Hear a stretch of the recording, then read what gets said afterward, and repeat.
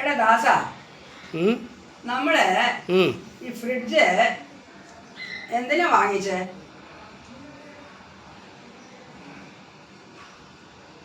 എന്തിനാ മേടിച്ചത്? പച്ചക്കറി, പാല്, ദോശമാവ് ഇതൊക്കെ കേടുവരാതെ സൂക്ഷിക്കാനാണ് മേടിച്ചത്. അപ്പോ ഒരുപാട് വർഷങ്ങൾക്ക് മുമ്പ്, നൂറ്റാണ്ടുകൾക്ക് മുമ്പ് ഈ ഫ്രിഡ്ജ് ഉണ്ടായിരുന്നോ? ഇല്ല.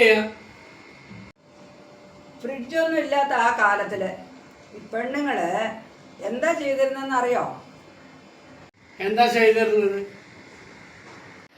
വീട്ടില് ഊണ് കഴിഞ്ഞാല് ഭക്ഷണമൊക്കെ കുറച്ച് ബാക്കി വരുമല്ലോ, ചോറ് കറികളെല്ലാം. അതെല്ലാം എന്താ ചെയ്തിരുന്നെന്നറിയോ? പാവപ്പെട്ട പിച്ചക്കാർക്ക് കൊടുക്കുമായിരുന്നു.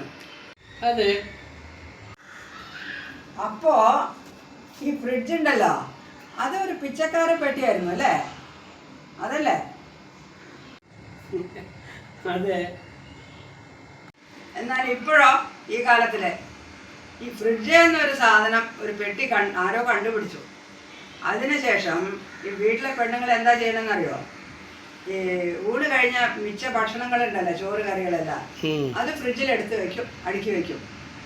അതന്നെ എടുത്തിട്ട് അടുത്ത ദിവസം ചൂടാക്കിയിട്ട് ഭർത്താവിന് കൊടുക്കും. അതല്ലേ നടക്കുന്നത്? അതെ. പെണ്ണുങ്ങൾക്ക് ജോലി കുറയുമോ? അപ്പൊ ഈ പെണ്ണുങ്ങള് ഫ്രിഡ്ജിൽ എന്തൊക്കെയാ വെക്കണമെന്നറിയോ? 25,000 രൂപ കൊടുത്ത് വാങ്ങിയ ഫ്രിഡ്ജില് മിച്ചം വന്ന ഭക്ഷണം, 1 ലിറ്റർ പാല്, 20 രൂപയുടെ ദോശമാവ്, 1/4 കിലോ തക്കാളി, കുറച്ച് പച്ചക്കറി, അത്രയല്ല. ശരിയാ. ഇതിൻ്റെയൊക്കെ അർത്ഥം എന്താണെന്നറിയോ? ഈ ഫ്രിഡ്ജ് കണ്ടുപിടിച്ച ആളുണ്ടല്ലോ, അയാള് ഈ പെണ്ണുങ്ങളെല്ലാം മടിച്ചുകളാക്കിയെന്ന്, അല്ലേ? അതെ ചേച്ചി, കറക്റ്റാണ്.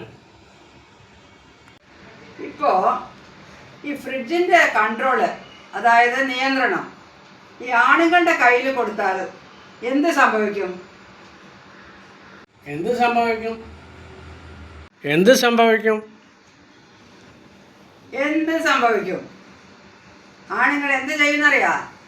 ഫ്രിഡ്ജില് നിറയെ ബോട്ടിൽസ് അടുക്കി വെച്ച് അത് ഒരു മിനി വൈൻ ഷോപ്പാക്കി മാറ്റും. അത്ര തന്നെ.